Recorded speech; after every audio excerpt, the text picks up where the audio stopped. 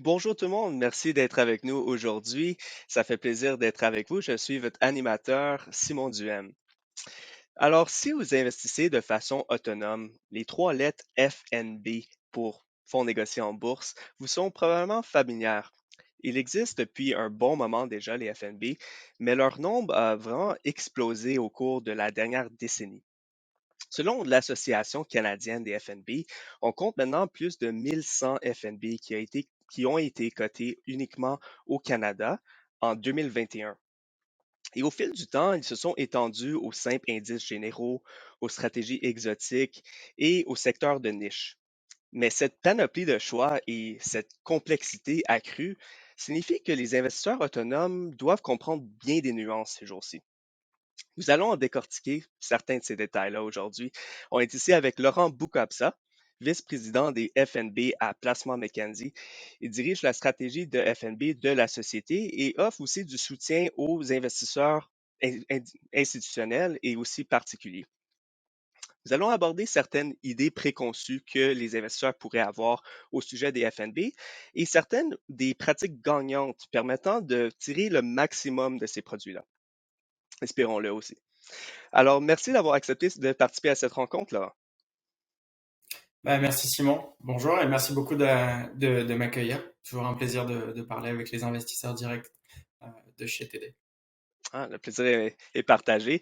Et avant d'ouvrir notre discussion, voici juste un petit jeu questionnaire, question de tester vos connaissances à la maison sur les FNB. Alors, la question est la suivante. Quel était le tout premier FNB au monde et où s'est-il négocié pour la première fois?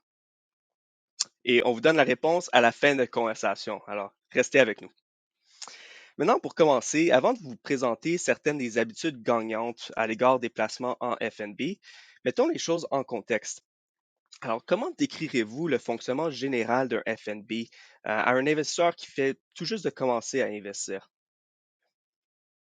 Ouais, écoute, je pense qu'il faut repartir à la base. Un FNB, comme son nom l'indique, c'est un fonds négocié en bourse. Donc c'est vraiment un fonds. Puis c'est un outil qui est à la disposition des investisseurs pour aller obtenir des expositions qui sont plus diversifiées qu'une action unique. Donc au lieu d'acheter une action, d'être exposé à une compagnie en tant que telle, on va acheter un fonds, un FNB, qui va nous permettre d'être exposé à toute une panoplie de compagnies. Donc ça permet d'obtenir des expositions larges comme le marché des actions canadiennes au complet par exemple, ou encore peut-être des expositions un petit peu plus précises qui permettent à un investisseur de s'exposer seulement aux actions dans un secteur qu'il veut favoriser, le secteur bancaire, l'infrastructure, l'énergie. Donc ça permet à très très faible coût et de manière instantanée d'introduire de la diversification dans les portefeuilles. Et donc ça permet de s'exposer à différents marchés, à différents secteurs ou à différentes géographies. C'est un outil fantastique pour introduire de la diversification dans le portefeuille, puis accéder à plusieurs compagnies ou actions ou obligations, à plusieurs véhicules d'investissement d'un coup. OK, excellent. Et comment les FNB peuvent-ils s'intégrer à un portefeuille pour un investisseur? Alors, les FNB dans le portefeuille des clients, ça permet de diversifier, mais ça permet également d'obtenir un accès rapide, facile et pas cher à des marchés qui sont moins facilement accessibles. Donc, ce que j'aime bien rappeler quand je discute avec des gens, c'est on a tous un biais, tout le monde est biaisé. Donc, chaque personne va avoir sa propre expérience, puis ça va venir influencer nos choix d'investissement, entre autres. Donc, si un investisseur va aimer particulièrement un titre ou un secteur, combiner ça à des FNB, ça va permettre d'apporter de la diversification qui va permettre d'un petit peu mitiger ces choix-là, donc à des moments où par exemple ces choix-là vont être moins en faveur. Si on a un biais parce qu'on travaille dans le secteur de la technologie, puis qu'on aime particulièrement les compagnies de technologie, c'est ça qu'on fait toute la journée, on comprend bien ça, puis on veut y être exposé beaucoup. Bon, on va acheter peut-être des compagnies individuelles de technologie qu'on connaît. Mais le fait d'aller diversifier en rajoutant un FNB par-dessus qui va permettre d'obtenir l'exposition à tout le marché, ça va peut-être venir aider à avoir une expérience d'investissement un petit peu plus stable si le secteur des technologies en particulier va pas bien pour les prochains mois. Donc ça permet d'éviter une surconcentration. Dans le cas des marchés qui sont peut-être un petit peu moins accessibles, comme les marchés internationaux ou les marchés émergents, c'est pas forcément évident pour un investisseur canadien d'aller tout simplement acheter des titres individuels dans ces marchés-là. D'abord parce qu'on connaît peut-être pas forcément les titres, puis ensuite aussi parce que c'est pas facile d'aller physiquement acheter une action sur la bourse indienne, par exemple. Donc un FNB, ça permet de venir chercher cette exposition-là de manière beaucoup plus facile. Donc que ce soit des FNB indiciels ou des FNB actifs, on va y revenir un petit peu plus tard, ou à gestion quantitative, ben, le choix est disponible pour les investisseurs et chaque style a ses avantages, ses frais associés, et donc chacun peut être intégré dans un portefeuille de manière différente. Je dirais que quand on parle d'intégration dans un portefeuille, on ne peut pas vraiment parler de ça sans parler de construction de portefeuille. Et quand on parle de construction de portefeuille, ben, ce qui est important, c'est toujours garder en tête l'objectif final qu'on va avoir, donc c'est-à-dire la tolérance au risque, l'horizon de temps, l'atteinte des objectifs. Qu'est-ce qu'on veut faire dans un portefeuille? Où est-ce qu'on veut aller? Parce que mon horizon d'investissement, c'est 5 ans, 10 ans, 30 ans. Est-ce que j'ai besoin de vraiment juste faire grossir le capital pour partir à la retraite avec le plus gros capital possible, ou alors est-ce que je commence à avoir besoin d'un complément de revenu? Donc tout ça, c'est des questions qu'on va poser et en fonction des réponses, ben, on va pouvoir aller sélectionner les FNB qui vont offrir le plus le résultat que l'investisseur va chercher à avoir quand il intègre un FNB dans son portefeuille. Alors, chose certaine, les FMB ont grandement évolué depuis les 30 dernières années, plus ou moins. Alors, d'après toi, quels sont certains des principaux changements que nous avons observés durant cette période? Il y en a beaucoup en 30 ans, mais je te dirais que les FNB, comme tu le disais, ont débuté il y a plus de 30 ans. Ils sont devenus de plus en plus populaires au cours des dernières années. Donc il y a maintenant au-dessus de 1200 FNB, 40 fournisseurs et un taux de croissance de l'actif des FNB de 28% annuel composé sur les 10 dernières années. Donc c'est quand même assez majeur. On voit vraiment une adoption des FNB de plus en plus dans les trois principaux marchés de distribution qui sont les investisseurs directs, qui sont les courtiers de plein exercice, donc la gestion de patrimoine, et également les investisseurs institutionnels qui de plus en plus utilisent des FNB pour obtenir des expositions précises dans leur construction de portefeuille. Et puis, je vais faire un petit rappel, c'est qu'un FNB, comme je le disais un petit peu plus tôt, c'est un fonds. Donc, autrement dit, c'est vraiment un véhicule d'investissement, mais c'est pas un style de gestion. Donc, on associe beaucoup FNB à gestion passive, gestion indicielle. Et historiquement, c'était vrai. Les FNB, c'était quasi exclusivement de la réplication indicielle, mais on a assisté à une évolution dans les dernières années qui est assez intéressante, et particulièrement au Canada, avec des FNB à gestion active maintenant. Donc, il faut se souvenir qu'un FNB, c'est vraiment un véhicule de placement et non une stratégie d'investissement. Donc, un FNB n'est pas forcément passif. Donc, comme on a vu aussi plus récemment des FNB thématiques et moins traditionnels être offerts dans le marché, donc comme des FNB de cannabis ou des FNB de crypto, également des FNB à effet de levier ou des FNB qui sont de plus en plus populaires, qui offrent une exposition globale en termes d'allocation d'actifs selon le profil de l'investisseur. Donc, je te dirais on voit beaucoup d'évolution dans le marché des FNB et en fait, c'est partie vraiment de la réplication indicielle pour aller offrir des stratégies de placement qui sont de plus en plus diversifiées et qui permettent de répondre à de plus en plus de besoins dans la construction de portefeuille. Donc, dans tous les cas, puis c'est peut-être un fil rouge à travers toutes les questions qu'on va adresser ici, c'est les investisseurs devraient toujours prendre le temps de comprendre dans quoi ils s'exposent, dans quoi ils investissent et comment le FNB est construit, comment il va se comporter et quel effet ça va avoir sur le reste du portefeuille. Ouais, c'est vrai, faut toujours faire cette étape-là, ça vaut la peine. Mais quelque chose qui m'est venu à l'esprit aussi, qui a peut-être moins rapport au FNB, mais peut-être que oui. Parfois, quand on parle d'actions et des sociétés, ça peut arriver que des sociétés retirent leurs actions du marché totalement. Est-ce que ça, c'est une pratique qui est courante aussi pour les FNB? Alors, je dirais pas que c'est courant, mais ça peut arriver.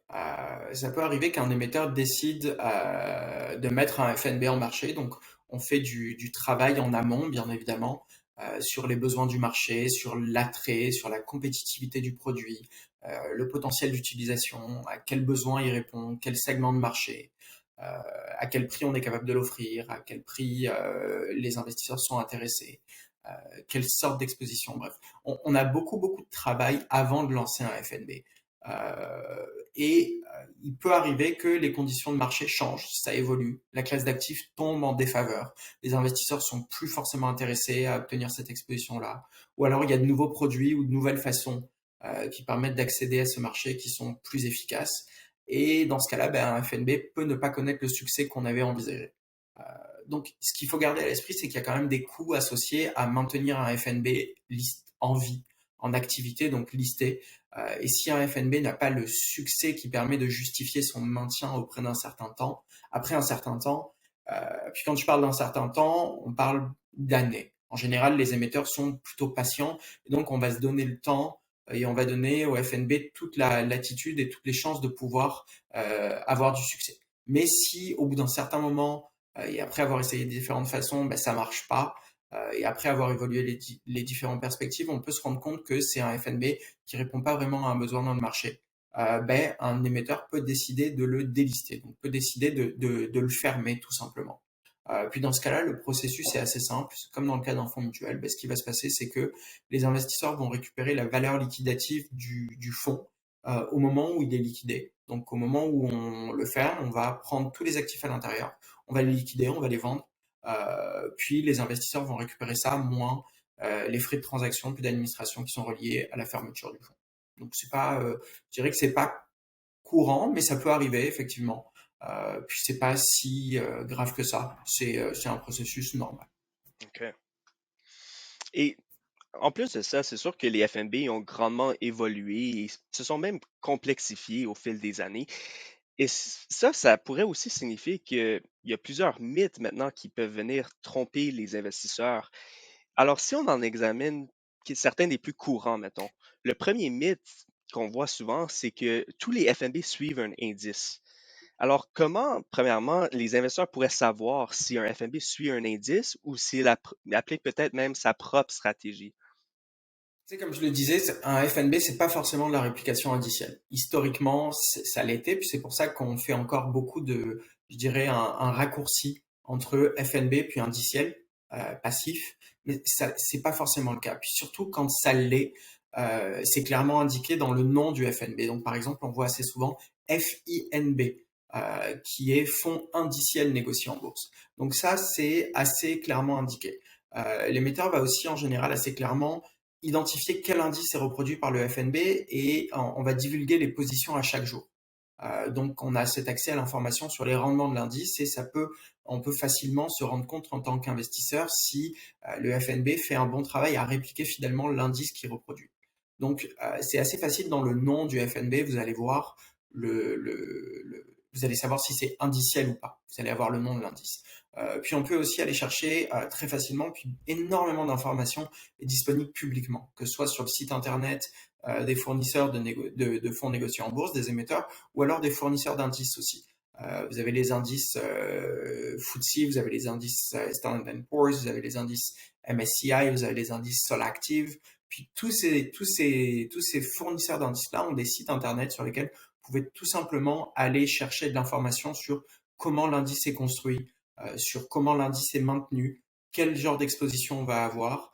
Puis c'est assez facile quand vous allez acheter un FNB de voir quel est l'indice qui est reproduit. Puis vous pouvez voir les détails sur la page du fournisseur de FNB, mais aussi vous pouvez aller faire plus de recherches sur la page du fournisseur d'indices. Puis sans rentrer dans les détails puis les différences de différents indices, mais ce qu'on va se rendre compte, c'est qu'il y a plusieurs façons d'identifier un même marché, puis plusieurs façons de le reproduire. Donc ça veut dire que deux émetteurs peuvent offrir deux FNB qui sont très similaires, qui vont reproduire peut-être le même indice, ou qui vont reproduire deux indices qui sont a priori similaires, donc par exemple les actions de grande capitalisation américaines.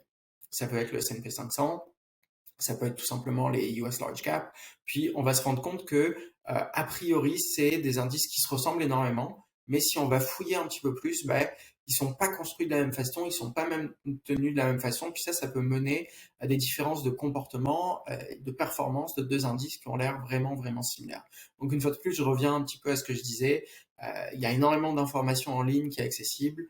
Prenez le temps de faire vos recherches quand vous allez acheter quelque chose, que ce soit un FNB indiciel ou un autre. quel est l'indice qu'on réplique, comment il se comporte. D'accord, ouais, ça semble assez clair, mais ouais, ça vaut la peine quand même de regarder le titre, regarder le type de produit aussi. Mais on a aussi d'autres mythes qui vaut la peine de peut-être en discuter. Le prochain, ce serait celui que le FNB ou un FNB plutôt, dont le volume d'opération est faible, aura également aussi une faible liquidité.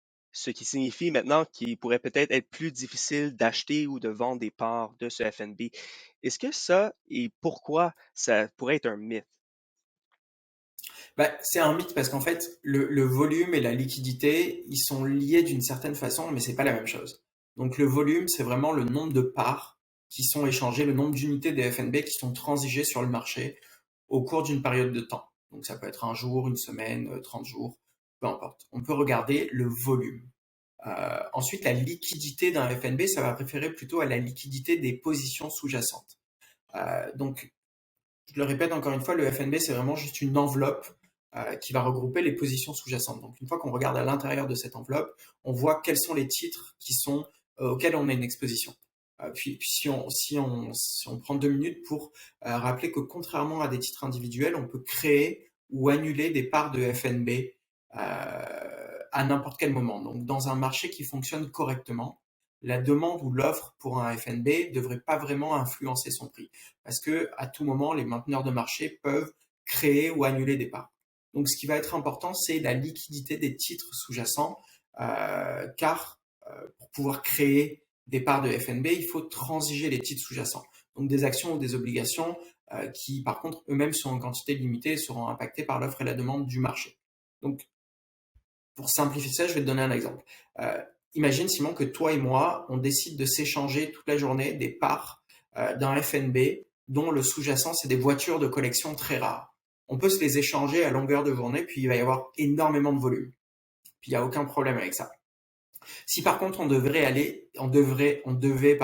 aller transiger les sous-jacents, les voitures de collection, ben on se rendrait compte que le marché est beaucoup moins liquide. On a du volume, mais la liquidité est plus compliquée à aller chercher.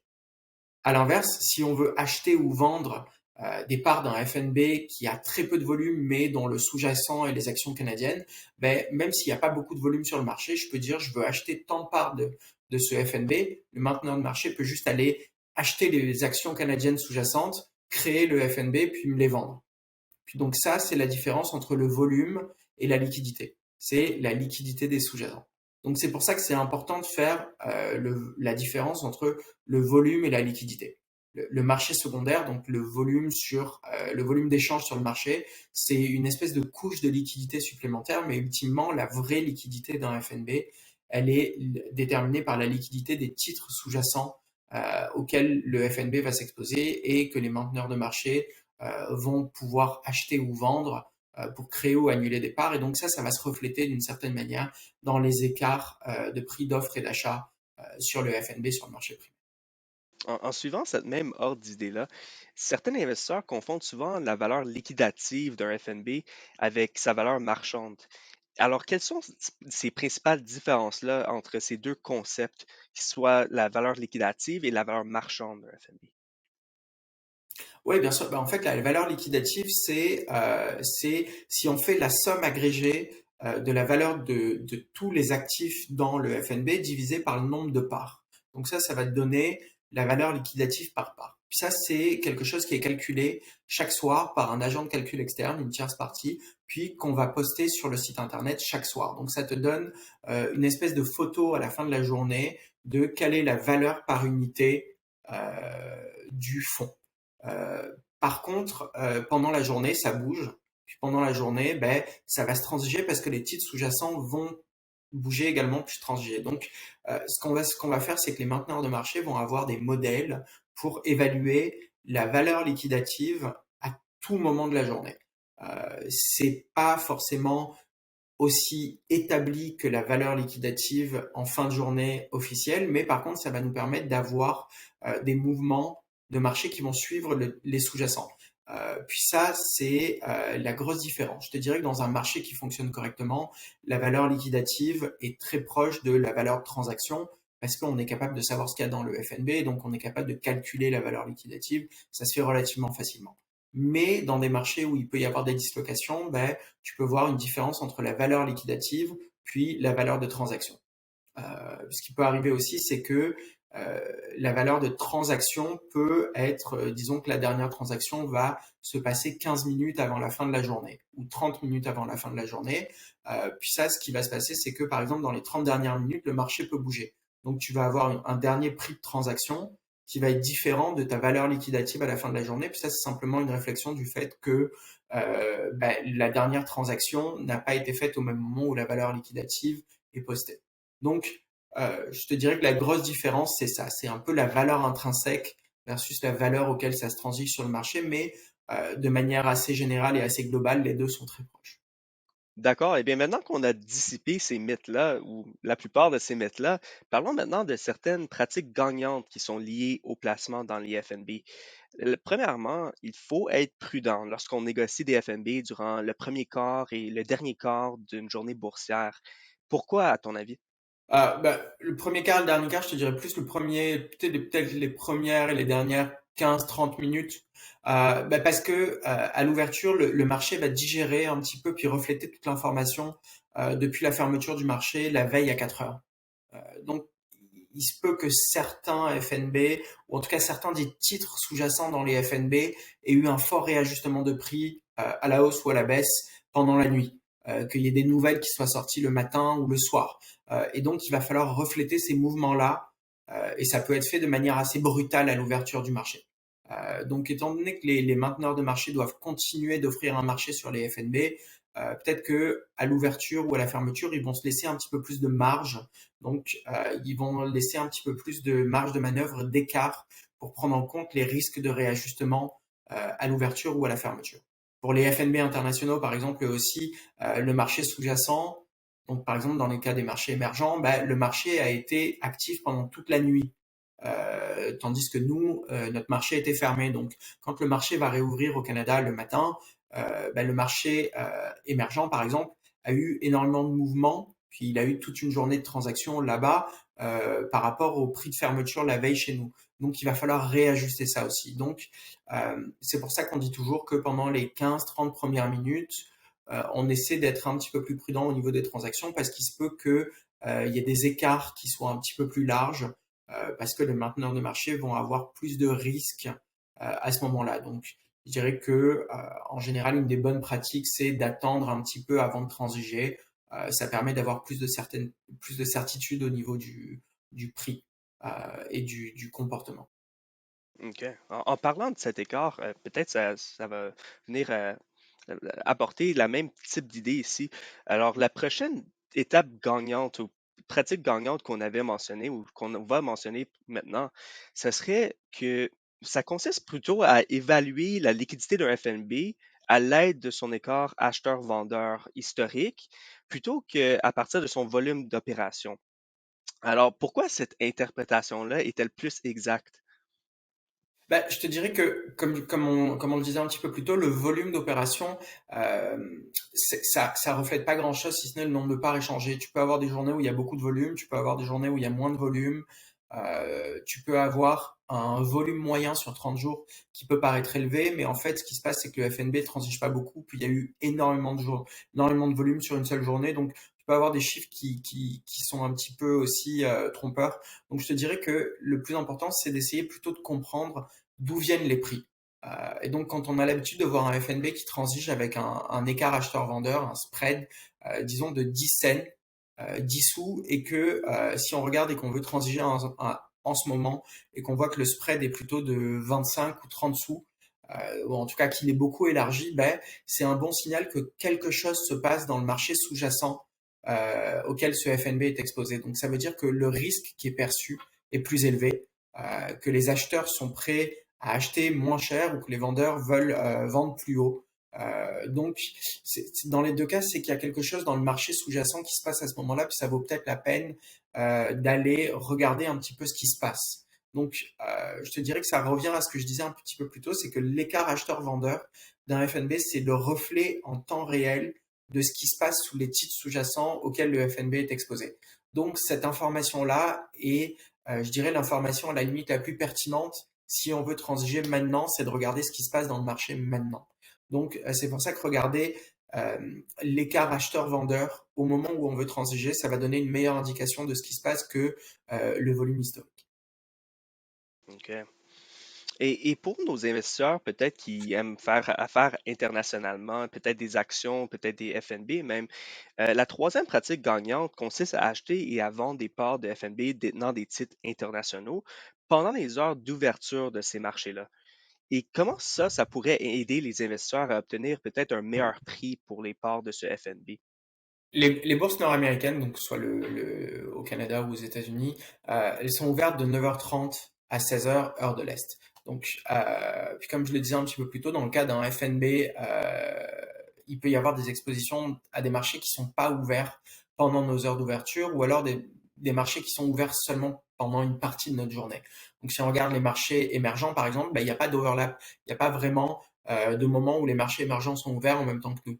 Donc, si on regarde les bourses européennes, elles ferment à 11 heures, heure de chez nous. Donc, ça veut dire que le moment où les deux bourses sont ouvertes en même temps, c'est de 9h30 du matin à 11 heures, euh, heure d'Amérique du Nord, heure de l'Est. Donc, je te dirais qu'une fois de plus, ça revient au concept des mainteneurs de marché qui sont vraiment primordiaux dans l'écosystème du FNB. C'est que c'est beaucoup plus facile pour eux de déterminer la valeur d'un FNB qui est listé au Canada et qui investit dans des titres sous-jacents quand ces marchés sous-jacents-là sont ouverts. Parce que tu as les prix en temps réel. Donc, tu vas acheter un FNB sur des actions européennes, puis que le marché européen sous-jacent est ouvert, ben, c'est très facile de dire ça vaut ça parce que ça se transige à ce prix-là, à ce moment-là. Par contre, du moment où les marchés sous-jacents sont fermés, ben, tu viens continuer à transiger en Amérique du Nord alors que le marché sous-jacent est fermé. Donc ça veut dire que les mainteneurs de marché vont être obligés d'approximer la valeur basée principalement sur des produits dérivés. Mais donc ça va faire en sorte qu'il y a plus d'incertitude pour eux à évaluer la valeur sous-jacente, donc à savoir comment pricer ce FNB-là. Donc, quand il y a plus d'incertitudes, il y a plus de risques. Et quand il y a plus de risques, ben, qu'est-ce qu'ils font les mainteneurs de marché? Ben, ils viennent compenser pour ce risque-là en se laissant plus de marge pour éviter d'être à l'extérieur des fourchettes de profitabilité. Donc ça veut dire que ils vont élargir les écarts acheteurs-vendeurs. Donc ça veut dire que dans le cas des FNB qui vont offrir une exposition internationale au moment où ces marchés-là sous-jacents sont fermés, ça se peut qu'on voit des écarts acheteurs-vendeurs plus larges parce qu'il y a plus d'incertitudes. Donc c'est peut-être une des meilleures pratiques à adopter, c'est de regarder si c'est possible de transiger lorsque ces marchés-là sont ouverts. Donc ça permet d'avoir plus de certitude au niveau du prix. Oui, absolument. Passons maintenant à la quatrième pratique gagnante, qui est l'importance de tenir compte des frais de gestion qui est associé au FNB. Sinon, ce serait trop beau pour être vrai, il y a toujours des frais. Alors, sur quelles données les investisseurs pourraient peut-être se baser pour déterminer, premièrement, si leur FNB comporte des frais supérieurs ou inférieurs à peut-être la moyenne, par exemple? Ok. Ben, écoute, comme dans tout dans la vie, le prix, c'est une considération. Puis en général, on justifie le prix par plusieurs choses. Donc c'est une considération et selon ce qu'on veut, ça va coûter plus ou moins cher. Donc si on pense à un FNB indiciel sur des actions canadiennes, par exemple, c'est de la réplication indicielle de titres domestiques liquides. Donc c'est pas très très compliqué opérationnellement, c'est pas cher d'aller s'exposer. Et donc je te dirais que les coûts associés, ils sont très faibles. On est capable d'obtenir maintenant des expositions au marché des actions canadiennes pour 4 points de base, donc 0,04%. Donc c'est vraiment, vraiment pas cher. Mais c'est de la réplication indicielle de titres liquides domestiques. Si de l'autre côté du spectre, on va chercher par exemple de la gestion active sur des titres sous-jacents comme de la dette internationale, ben, ça se peut, ou de la dette canadienne, mais avec des stratégies d'options par-dessus, par exemple, ça se peut qu'on voit des frais de gestion qui sont plus proches de l'autre côté du spectre, qui vont ressembler à peut-être 1% ou quelque chose comme ça. Donc, ça ne veut pas dire qu'une stratégie est meilleure que l'autre, ça veut plutôt dire que à un moment, ça va refléter le coût d'obtenir des sous-jacents qui sont plus ou moins accessibles. Ça va refléter le coût d'implémenter la stratégie qui est plus ou moins complexe. ça va représenter potentiellement l'exclusivité de la stratégie. Si on a quelque chose de plus exclusif, ben, on est capable peut-être de charger un petit peu plus cher parce que il y a moins d'alternatives dans le marché. Si il y a aussi je dirais, une exposition qui est beaucoup plus spécifique ou un savoir-faire qui est vraiment unique, ben, là encore, ça peut permettre d'avoir des frais qui sont plus élevés, puis de justifier ces frais-là auprès des investisseurs. Donc, une fois de plus, ça ne veut pas dire que une stratégie est meilleure ou moins bonne que l'autre. Ça veut plutôt dire que il y a différentes sortes d'expositions, puis elles ont chacune leurs coûts qui y sont reliés. Comme on le disait un petit peu plus tôt, on compte maintenant au-dessus de 350 milliards de dollars canadiens dans les FNB canadiens et 70% de ces actifs-là sont dans des FNB dont le frais de gestion est inférieur à 40 points de base, donc 0,4%, et la moitié de ça, c'est dans des FNB qui sont inférieurs à 20 points de base, donc 0,2%. Donc ça veut toujours dire qu'il y a quand même une grosse prépondérance des FNB au niveau de la réplication indicielle ou au niveau des stratégies qui sont peu chères. C'est vraiment des blocs de construction qui vont permettre d'aller s'exposer à un marché de manière simple et efficace. Mais de plus en plus, comme je le disais, puis au Canada, on est un petit peu les champions de ça. On a des stratégies plus complexes qu'on offre sous forme de FNB. Donc c'est un peu la question que l'investisseur devrait se poser, c'est quel genre d'exposition j'obtiens, quel genre de stratégie à l'intérieur, de mitigation du risque, de gestion active. Est-ce que on devrait s'attendre à payer un petit peu plus cher? Est-ce que c'est plus complexe? Et sinon, pour des expositions indicielles assez standards, bah, les frais en général devraient être moins élevés. Puis ça peut être une bonne chose parce qu'avec le temps, le fait d'avoir des frais moins élevés, ça vient bah, avoir de l'argent en plus dans les poches de l'investisseur qui vient s'accumuler puis se composer à travers les années. Donc, clairement, les frais, c'est quelque chose qu'il faut considérer. Ce n'est pas la seule et unique considération, mais c'est quelque chose à considérer, bien sûr. Enfin, la cinquième et dernière, malheureusement, pratique gagnante qu'on allait mentionner aujourd'hui consiste à porter attention aux principaux placements d'un FNB donné afin d'éviter la redondance potentielle dans votre portefeuille. Alors, en règle générale, dans quelle mesure deux FNB peuvent-ils se regrouper avant qu'ils commencent à être inefficaces maintenant de les détenir tous les deux? Bah, je te dirais que ça revient toujours un petit peu au même concept qui est de prendre le temps de comprendre ce qu'on achète et de regarder un petit peu sous le capot. Mais c'est totalement possible d'acheter deux FNB qui vont détenir exactement les mêmes positions, disons à 99,9%. Donc, différents émetteurs de FNB peuvent répliquer le même indice. Donc, tu peux avoir deux FNB de deux fournisseurs différents qui vont répliquer exactement le même indice du même fournisseur d'indices.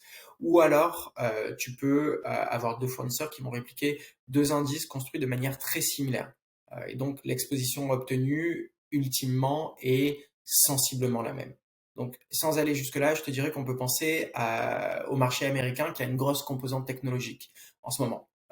Donc, si par-dessus ça, tu viens rajouter un FNB de tech, ben, ce que tu viens faire, c'est tu viens probablement d'augmenter la concentration et la taille de ce biais dans le portefeuille. Et si tu compares ton FNB de marché américain à ton FNB de tech, ben, tu vas te rendre compte que les principales positions sont assez similaires. Donc, c'est pas parce que tu as forcément acheté le même indice, tu as acheté le marché américain global, tu as acheté un FNB de tech, mais en fait, étant donné qu'il y a une grosse composante tech là-dedans, bah, tu vas te rendre compte que les titres sont à peu près les mêmes. Donc, au Canada, si on regarde au Canada, on a le secteur des financières et le secteur de l'énergie qui sont aussi très prépondérants. Donc, si tu viens par-dessus rajouter un FNB de financière ou un FNB d'énergie, tu vas te rendre compte que là encore, ton FNB sectoriel et ton FNB de marché global ont des positions qui sont très similaires. Donc, ce qu'on peut faire, donc ce qui va se passer en fait, c'est qu'on va on va rajouter des concentrations dont on peut potentiellement ne pas se rendre compte. Ou alors peut-être que c'est le but recherché, et dans ce cas-là, c'est très bien parce que c'est ce que l'investisseur veut faire, mais une fois de plus, avant d'introduire un biais supplémentaire dans le portefeuille, c'est important de comprendre comment et pourquoi. Donc, principalement pour notre audience aujourd'hui, les investisseurs directs, je dirais que si vous prenez pas la peine et le temps de faire de la recherche sur les expositions sous-jacentes dans les FNB que vous achetez, il y a personne qui va le faire pour vous. Donc, il y a énormément d'information qui est disponible, accessible publiquement en ligne sur les sites internet des fournisseurs de FNB ou des fournisseurs d'indices. Et donc, ça vaut la peine de prendre le temps de comparer, de regarder, puis sans nécessairement rentrer dans les 500 ou les 200 ou les 300 positions sous-jacentes, mais peut-être regarder le top 10, le top 20, le top 50 des positions, puis vous allez vous rendre compte que certaines des expositions peuvent être très très très similaires d'un FNB à l'autre. Donc, dans ce cas-là, vous allez vous rendre compte que, par exemple, rajouter un FNB sectoriel à une exposition que vous obtenez, que vous détenez déjà, ça va peut-être pas ajouter de la diversification dans le portefeuille, mais au contraire de la concentration. Donc, c'est pour ça que c'est vraiment très important de faire la recherche, de comprendre un petit peu ce que vous achetez, les positions sous-jacentes et qu'est-ce que ça veut dire sur le comportement du portefeuille. Donc je te dirais que peut-être Simon là-dessus c'est toujours pareil, puis c'est peut-être le message principal de la présentation aujourd'hui, c'est énormément d'informations est disponible. Euh, le régulateur fait un très bon travail à faire en sorte que l'information soit accessible pour que les gens puissent faire un travail de recherche et de diligence raisonnable avant d'investir. Donc, je vous encourage fortement à prendre le temps de comprendre dans quoi vous allez investir pour justement éviter d'introduire des risques dans le portefeuille auxquels vous ne seriez pas conscient que vous êtes exposé. Eh bien, merci infiniment, Laurent. Ça nous a vraiment beaucoup aidé ici à la maison. Je parle pour moi, l'équipe et même à la maison. Je suis sûr que ça a simplifié la chose beaucoup, la chose.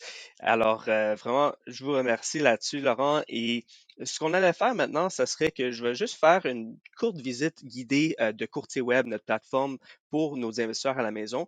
Juste leur présenter un peu quelques outils d'apprentissage utiles sur les FNB, justement, pour la gestion de portefeuille.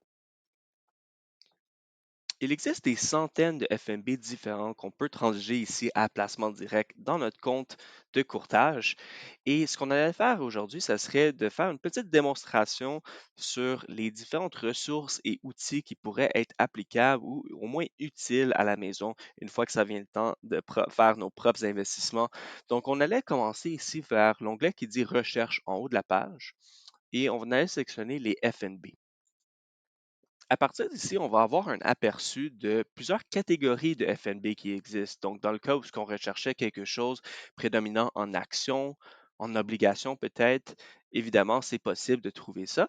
Sinon, si c'est encore plus précis, on a besoin de, je ne sais pas, des FNB en énergie ou en ressources naturelles, eh bien, ici, on aura plusieurs catégories qui existent aussi. En bas de tout ça, on a aussi des triages qui existent.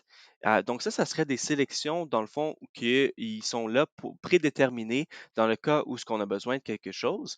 Par contre, en parlant de triage, peut-être que j'allais vous apporter vers où on pourrait trouver cet outil-là si on aimerait faire tout ça manuellement. Et ça pourrait se trouver ici vers les outils de recherche en haut de la page. On va aller vers l'outil de sélection, qui est un autre mot pour l'outil de triage dans le fond. Et en pensant, cet outil-là, ça fonctionne aussi pour des actions, des éléments techniques ou même des fonds communs de placement. Mais bien évidemment, aujourd'hui, on parle de FNB, donc on va l'utiliser de cette manière-là. Dans le fond, ce que c'est l'outil de triage, c'est que c'est un système qui va commencer à trier les centaines, des fois même des milliers de FNB qui existent, et ça va commencer à nous montrer seulement des résultats qui correspondent à nos critères qui nous intéressent. Donc, pour vous donner une petite idée, on pourrait créer notre propre triage personnalisé en haut à droite juste ici. Et on va pouvoir commencer à entrer dans le système qu'est-ce qu'on recherche exactement dans notre prochain investissement. Donc, une mise en contexte parfaite, ça pourrait être, moi, je cherche un FNB absolument, j'aimerais payer le moins de frais possible. Donc, ici, on pourrait ajouter ça comme critère, peut-être payer le moins de frais de gestion possible, peut-être qu'on recherche un fonds indiciel aussi. Donc, vous avez un peu l'idée, il y a plusieurs catégories maintenant qu'on pourrait jouer et modifier. Donc, si on aimerait peut-être mettre une mise à jour en termes de cotes et risques, en rendement, on peut vraiment faire ce qu'on veut ici et ça va nous sauver beaucoup de temps, étant donné que ça nous donne seulement les résultats qui correspondent à nos critères. Assez utile, je vous dirais. Si on revient maintenant vers l'onglet Recherche et on fait encore pour les FNB, eh bien, il y a aussi un outil de comparaison qui pourrait être utile. Donc, si j'avais trois fonds négociés en bourse totalement aléatoires en pensant, là, Donc, si je mettais le VOO, si je mettais le QQQ, juste comme exemple. Donc, ici, on aurait trois fonds négociés en bourse. Si j'aimerais les comparer cote par cote, on pourrait faire ça juste en bas avec l'outil de comparaison. Et maintenant, soudainement, on a tous les faits saillants, toutes les données qui sont uniques à chacun de ces titres. Et par défaut, on a le sommaire ici, donc on parle de valeurs liquidatives, des choses comme ça, mais on a aussi d'autres catégories dans le cas où on recherche peut-être le profil de risque, le profil de rendement. Donc, assez utile une fois qu'on a trouvé quelques sélections qu'on aimerait comparer, eh bien, il y a absolument façon de faire tout ça. Et maintenant, si on revient encore une fois vers l'onglet Recherche et on sélectionne FNB, si par exemple on a un fonds négocié en bourse spécifique maintenant qu'on aimerait rechercher, eh bien tout ce qui reste à faire, ce serait de mettre le symbole en haut à droite, ou sinon le nom du fonds, ça pourrait fonctionner aussi. Et une fois qu'on a sélectionné ça, eh bien sûr qu'on aura la cotation, mais on a aussi un graphique et ainsi de suite. On aura aussi la catégorie d'actifs et secteur aussi. Donc, sur cette grande pondération-là de 291 milliards de dollars, eh bien, dans quoi au juste que c'est investi? Parce qu'on sait qu'un FNB, il y a plusieurs investissements à l'intérieur. Dans le fond, ce que c'est un portefeuille. Mais dans quoi au juste? Alors, on pourrait voir que c'est prédominant aux États-Unis, ça c'est une chose certaine. Et dans quel secteur? Et en bas de tout ça, on va aussi voir dans chaque titre individuel quelle est la répartition dans chacun de ces titres. Donc, sur ce 291 milliards de dollars, bien 7 est alloué vers Apple, 6 est alloué à Microsoft, et ainsi de suite. Donc, maintenant, c'est sûr qu'une fois qu'on aura trouvé un FNB en particulier qu'on aimerait rechercher, eh bien, on peut faire vraiment ce qu'on veut et on va pouvoir voir toutes les données qui sont intéressantes. Donc voilà un petit aperçu sur les outils qui sont disponibles sur Courtier Web. C'est maintenant l'heure de la période de questions en direct. Donc, on a beaucoup de temps ici. Allez-y avec toutes les questions. Il n'y en a pas de mauvaises questions, c'est tout ça. Mais tout d'abord, le moment que vous avez tous attendu depuis le début de la session ensemble, la réponse à notre jeu questionnaire qu'on avait posé plus tôt. À titre de rappel, la question, c'était encore une fois, quel était le tout premier FNB au monde et où s'est-il négocié pour la première fois? Alors maintenant, la réponse à la question, c'était le tout premier FNB était au Canada. Et au Canada, c'était le Toronto 35 Index Participation Units, TIP 35. Ça a été lancé par la Bourse de Toronto en 1990 et c'était seulement 3 ans après ça que les États-Unis ont commencé leur propre fonds négocié en bourse qui était appelé le S&P 500 Trust ETF. Ça a été par State Street Global Advisors. Donc, le tout premier au Canada. Et voilà un peu de théorie pour peut-être nos prochains événements. On va le savoir. Mais on n'a pas encore fini ici. Alors, Laurent, allons-y. On va passer maintenant à la période de questions en direct. Merci beaucoup. Oui, Merci. merci.